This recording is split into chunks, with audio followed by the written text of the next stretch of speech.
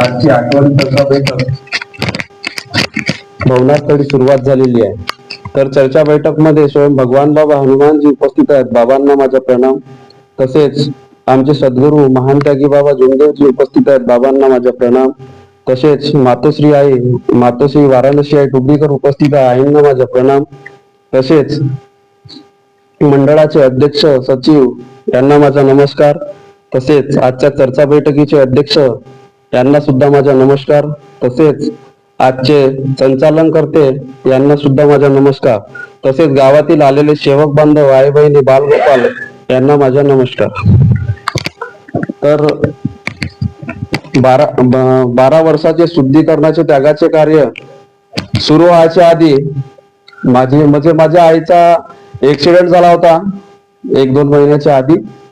तर आम्ही एकत्र येऊन आईला विचारलो, मी म्हणलं आता आपलं 12 वर्षाचे शुद्धीकरणाचे 42 दिवसाचे म्हणलं त्यागाचे कार्य आहेत. तर आई म्हणला कसा करायचं. तर आई म्हणते दादा म्हणते माझे गोळ्या औषधी चालू आहे म्हणते आणि माझा हात म्हणते खूप तिडकते म्हणते, तर कसा करूंगा म्हणते. तर मी म्हणलो आई तू आपला ध्येय मजबूत कर आणि बाबाला भगवंताला सांग म्हटलं की मला त्यागाचे कार्य व्यवस्थित घडवू द्यावा आणि माझ्या हाताला काही दुखापत नाही व्हायला पाहिजे. तर आई म्हणते ठीक आहे म्हणते, पण डॉक्टर साहेबाकडे मी म्हटलं आता तुझ्या हातच तिडकते तर म्हणला डॉक्टर साहेबाकडे एकदा दाखवून दे. तर ते आई माझ्या बहिणीसोबत गेली आणि डॉक्टर साहेबाकडे. त्यांनी म्हणते तुझा घाव मोठा आहे म्हणते बाई म्हणते, तू जर म्हणते औषधी नाही खाल्ली म्हणते तर तुझा घाव भरणार नाही म्हणते, तर तुला औषधी खावं लागेल म्हणते. तर मग आईनं मला फोन केला, दादा म्हणते मला औषधी खावत लागेल म्हणते डॉक्टर साहेब म्हणते कसा करू म्हणते. ठीक आहे म्हणला तुझी इच्छा, आता तू जर म्हणला तुझी इच्छा नसेल करायची तर म्हणला ठीक आहे. तू म्हणला माझ्या भासा भंडाऱ्याला किरायाने राहत होता तर म्हणला त्याच्याकडे तू जातेस का. तर माझ्या बहिणीचा तेवढ्यात फोन आला, दादा म्हणते आईला पाठवून दे म्हणते ते कार्य करत ना म्हणजे औषधी चालू आहे कार्य करत नाही म्हणते तर पाठवून दे म्हणते. म्हणला ठीक आहे तू भाषाकडे जा आणि तिथं राह म्हणला. तर मग आई तिथं राहिली. तर कार्य आमचे त्यागाचे चालू असताना माझ्यावर अनुभव घडला. 3-4 दिवस झाले होते मला खूप ताप आला आणि एवढा डोका दुखत होता की माझा डोका फाटल्यासारखा वाटत होता. पण मी दवाखान्यात नाही गेलो. तशातच मला थोड्या म्हणजे सकाळी शेखरचा फोन आला, म्हणते कोटाश्रय बेटा म्हणते. मी म्हटलं घरी जाव. तेव्हा माझी खूप तब्येत म्हणजे बरोबर नव्हती, डोका दुखत होता, सर्दी आणि माझा आवाज बी नव्हता निघत. तर तो म्हणते चल म्हणते आपण दवाखान्यामध्ये जाऊ म्हणते.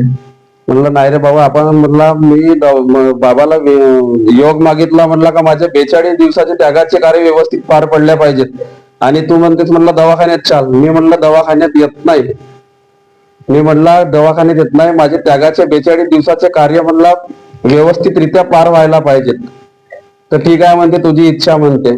तर मी भगवंताला योग मागितलं, माझा डोका दुखते म्हणला आणि मला खूप ताप आलाय म्हणला, माझा ताप आणि डोका म्हणला कमी व्हायला पाहिजे. मी रक्षण तेल लावलो तर 1-2 दिवसामध्येच माझा डोका आणि ताप कमी झाला.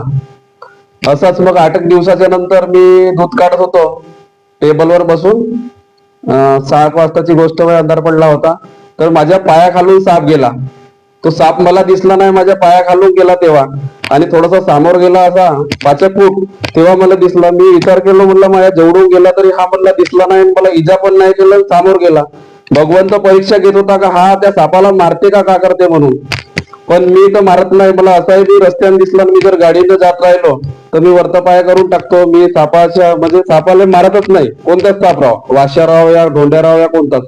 पण मग तो दिसला मला. दूध काढून झाल्यानंतर मी ज्या ठिकाणी गेला त्या ठिकाणी सर्व ते माझे झाडं लावल्या व्यवस्थित घरासमोर, तर ते मी पूर्ण उचललो. पण तिथं तो साप दिसला नाही. मी म्हणला भगवंत आपली परीक्षा घेत होता, तो साप मला दिसला नाही, चल म्हणला जाऊ दे. मग तो झाला. तर त्यागाच्या कार्यामध्ये मी खातला गेलो. तिथं 2 व्यक्ती भेटले मला. म्हणते दादा तू चाय घे म्हणते. म्हणलं चाय घेत नाही. मी म्हणलं माझे कार्य चालू आहेत त्यागाचे. हो का, बरं ठीक आहे म्हणते. तर म्हणला तुम्ही घ्या. नाही म्हणते आमचे पण चालू आहेत म्हणते. मग ते बसले असे, थोडा त्याच्यात माझ्यात चर्चा झाली, तुमचे पण कार्य चालू आहेत का. म्हणलो हो म्हणते माझे चालू आहेत, पण म्हणते माझे हे 12 वर्षाचे त्यागाचे नाही आहेत म्हणते शुद्धीकरणाचे, मी म्हणते माझ्या कार्यकर्त्याला भेटलो म्हणते आणि त्यांनी म्हटलं म्हणते का तू बी ह्या त्यागाचे कार्य चालू आहेत, ह्या त्यागाच्याच कार्यामध्ये तू बी आपले कार्य आटवून टाक. ते म्हणजे त्यांचे माडाचे आपले कार्य आटवून टाक. तर त्यांनी ते कार्य पकडले. तर तो सांगायला बसला, दादा म्हणते माझ्या आईची तब्येत खूप खराब झाली होती म्हणते. तर माझी आई म्हणत होती म्हणते का दादा मी आता औषधी घेतो.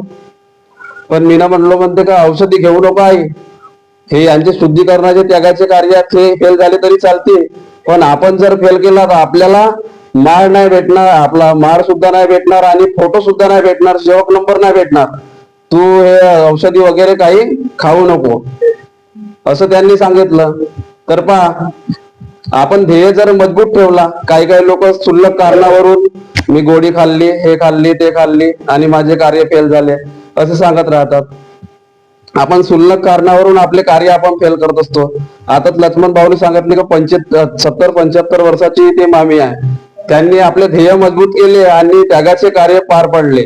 तसे आपण आपले ध्येय मजबूत करून जर आपण व्यवस्थितरित्या त्यागाचे कार्य पार पाडले असते तर सर्वांचेच पार पडले असते.